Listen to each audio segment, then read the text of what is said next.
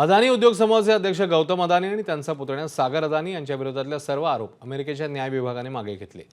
त्यामुळे त्यांच्या विरोधातला संभाव्य खटला कायमस्वरूपी बंद झालाय।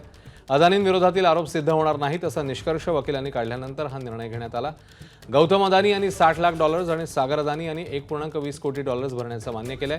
त्यासाठी त्यांना आपण कोणतेही गैरकृत्य केल्याचं स्वीकारणं किंवा नाकारणं गरजेचं नाही। यानंतर इराणमधून LPG आयात करून अमेरिकी निर्बंधांचं उल्लंघन केल्याचा आरोप अमेरिकेच्या अर्थ विभागाच्या ऑफिस ऑफ फॉरेन ॲसेट्स कंट्रोलने मागे घेतलाय। त्यासाठी अदानी समूहाने तपासामध्ये व्यापक सहकार्य करण्याचं मान्य करण्याबरोबरच स्वतःहून काही माहिती उघड केली, तसंच $27.50 कोटी भरण्याचंही मान्य केलंय। यामुळे गौतम अदानी, सागर अदानी आणि अदानी समूहाविरोधात अमेरिकेतील विविध नियामक आणि कायदेशीर तपास गेल्या 2 ते 3 दिवसांमध्ये बंद करण्यात आले आहेत। गेल्या आठवड्यात US सिक्युरिटीज अँड एक्सचेंज कमिशनने गौतम अदानी आणि सागर अदानी यांच्या विरोधातील सौर ऊर्जा प्रकल्पाबाबत सुरू केलेली कायदेशीर कारवाई ही थांबवली आहे।